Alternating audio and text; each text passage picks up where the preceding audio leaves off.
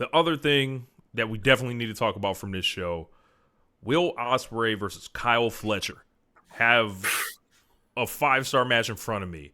Um, Literally, just I'm right there looking at these guys, and it's just like the level of work is so high. These people that are around me, not all of them extra familiar with Ospreay. Definitely don't know who Kyle Fletcher is. Fletcher, right? But and then like And there were some folks that came around me. There was one part that I think it worked for what this guy was, because what Will tended to do in this match was give his back up a lot during this match when he's going for one of those running moves off the like he's right, going for the Oscar or something. And the guy right. standing next to me, he didn't look like he didn't seem like he was too familiar with Will or anything. He's like, you gotta watch your back. You gotta watch your back. Like he yelled it like 4 or 5 times, and then it leads to him actually hitting the Oscar. Dude is blown away by that point because he didn't know what was coming. Clearly, Okay. Why does this dude keep doing this thing, keep getting countered out of and escaping out of? But what is he doing? What is he leading to? Okay, gotcha. yeah. But this was sensational. This was Will Ospreay getting to go in there with his man essentially, and was like, hey, Tony was like, yo, go show the television audience now. 3 days later, after this Takeshita match, which is match of the year candidate, go get over with them now. Like, and this is what you want from these guys. I think he's got to, obviously there will be questions about should you burn these style matches with that level opponent on how often you should do that. Because if you're going that with, lower level guys, main event guys, there's a difference. But I think Will Ospreay is, and he's definitely got to be careful, like with. You honestly feel that way, or are you just pointing out the criticism of it? I think I'm pointing out the criticism of it, and I think there's something to that to be said, but I think his body is the more pressing concern, because like that. Fair enough. That thing that's on his like ass and back or whatever, like that bruise, like that rash, bro, that shit is real. Like I saw that shit up close, and I was like, God damn, like like it looked like somebody hit him with a hammer or some shit, like like a sledgehammer. And if he's as often as he's able to go like that, like this guy is the sky's the limit for this guy. Like this is a superstar. Like there's nothing, like he converted that crowd instantly. Like this wasn't like them going to Arthur Ashe Stadium, Chicago, Greensboro, North Carolina, L.A. This wasn't like this huge like people knew who Will Ospreay was, and he did get the Ospreay chance during the theme and stuff like that. But he was introducing himself to a lot of people. It seemed like, of course, yeah, and he passed with flying colors. Like that's all the stuff that people say this shouldn't work on, people that are unfamiliar, bullshit. Like they were impressed with Kyle Fletcher, they were impressed with Ospreay, and it was just like this guy's like it's gonna be real. I know a lot of people were like, yeah, man, he shouldn't win the belt at Wembley Stadium. I'm here to tell you, if he does, I'm not gonna be pissed. Because like this guy can handle it, they can get more out of it by delaying it, absolutely. But this guy's a fucking superstar. Like it's like at this, like he's been the fucking man for 5 years. Like essentially is the best wrestler in the world. Like we all know this. Like this is something that's acknowledged in the industry, in the fans. All this shit, like, and those that are not aware or act as if they are unaware, they're having a real, moment where they're looking around, scrambling to explain what they previously were saying about this man. Like, oh, I mean, they had the excuse are still in place. The same shit they were saying about like Omega or the Young Bucks. Like they too many kickouts, and they, the matches are over, over the top, and they're what do you call them? Grotesque or just too much. And it's like, yeah, but the crowd keeps getting louder and louder for the stuff. And like, don't get me wrong, there are matches where I'm like, all right, I get it, man. Right? Like we people, I actually saw a tweet about it. Adam Cole and Gargano from the New York takeover, right? Yeah. Right? Like people were like, yo, this is a bullshit match. I'm like, almost like everybody in the retweets are like, bro, this is like match like people were like, this match changed my life, or this match made me like one of like the greatest matches in WWE. There may not be a better match since WWE, like since then or whatever, stuff like that. It's like this stuff comes down to taste or whatever else. And like if a crowd full of 3,000 people or however many thousand people are losing their fucking minds over it, you're entitled to your opinion, but it worked with the crowd. So are they? Sorry, like, and this is stuff that happens where it's like, we often say this, we're like, I didn't, look, I'm just wrong on it. The crowd loved it, I didn't. I'm the dissenting vote, but like people act like, Ospreay Russell's wrong, and it's like, nah, man, no.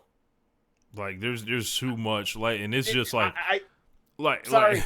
Like he wins the match in spectacular, phenomenal fashion. Just like I've got some of the clips I recorded ringside, just like that whole deal with the Poison Rana, like that was fucking nuts. Yeah, that was nasty. And then Ospreay wins, crowd fucking loses it.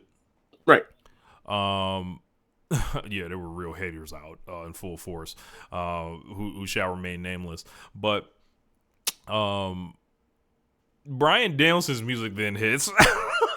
Yeah. By this time, like he gets the pin, and then I'm walking to the back with Flash, and it's like, hold on, Danielson's coming out 1 second, and then I turn around and look, and then Danielson and Ospreay are going to face. I'm like, okay, they're not going to promo right now, so I just walk off. But I saw Danielson and Ospreay in the ring, and I'm like, Tony Khan's wasting no time. He said, right. To hell with missing the window. To hell with holding it off.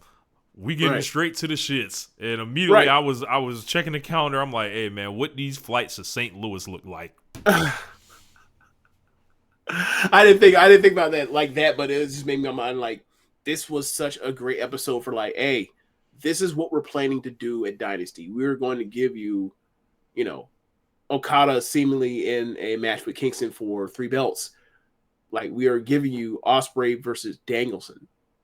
Like we seemingly are going to have Swerve win the title here in St. Louis. Like that's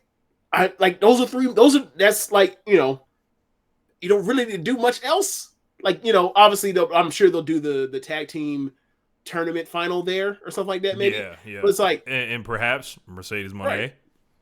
Yeah, her first match will be there too, presumably. And it's like, this is already a card where like I'm excited to see it, and it's a month and a half away or whatever, or 5 weeks away. It's 21st of April, right? Mm-hmm. Yeah, so it's like 5 weeks away. It's like getting straight to the shits. Danielson versus Ospreay. What a match! Yeah, this is going to be it is really a match where it's like, 2 of the greatest wrestlers ever, but it's also super interesting because it's like, what is their mean the middle point on this? Like and then it's like it's not gonna necessarily be like a Saber Ospreay match because like Saber and Danielson they don't wrestle exactly the same, even though they're super technicians. And Danielson kind of has this match that he has on autopilot that just always works. And so does Ospreay. He's like, what's the meeting point? Where's the point in the middle where it works? And also like how much from a gymnastics standpoint and flexibility standpoint, can Danielson do the stuff that Ospreay can do at a top level, or does it even matter? Right? It's really interesting to see how this works out. Well, so I'm excited. You know what it is? This is also a classic case of like, whoever we gonna find a way to say this is completely Bryan Danielson's match. This is completely Will Ospreay's match. Like this is gonna be one of those classic, whatever guy you're into or whoever you don't like, Danielson less so. Yeah. Yeah, they'd be like, Danielson carried him. Danielson absolutely carried him. It's like, you've never watched it. Oh, so you've never seen you've never seen any of these Saber matches over the years. That's exactly what this is. Like, that's exactly what you're saying. Like, if you think that Will Ospreay cannot technically wrestle, Matt and Shane wrestle or grapple, you just haven't watched any of the Saber stuff. And that's fine. But like, you just don't, you haven't watched it do as much as I have for you to say this. You just lying. Or you're ill-informed. Look, it's fine. Wait till Will hits Danielson with a fucking hidden blade. Oh my god! Doesn't need to be the scene blade. Make it nastier. Yeah, sure, why not? Danielson better not do that shit. He better not seizure selling. He better not sell the seizure. He better not seize up. Yeah. Nah, man, that's a step too far. Keep that, yeah, the 86, that one. Don't ever do that one again. Yeah. Because you gonna have people concerned. You gonna have me being like, man, if you don't knock this goofy shit off. Yeah. But AEW Dynasty set up like this nigga said he named the pay per view because he building a dynasty, and I'm looking at this roster. he might be right. Rich, he might be Rich, right. Rich. Yeah. They got Moxley in a tag team right now. That's how hot they're cooking right now. Man. Not to say there's nothing wrong with that, but you get my point. Like the guy that would be the closest thing to the ace of the promotion the last 5 years in a tag team right now, and it ain't like quality wise, nothing. There's been no come down. There's been a resurgence. Like, yeah, I think Moxley's got some other plans to come. Hey man, He's got his own big plans. Hey, remember the what was it called? What was it? 24 shit with the MJF. What was it called? The War 2024. The War 2024. Way the white flag. Look, man. If you want to leave, then leave.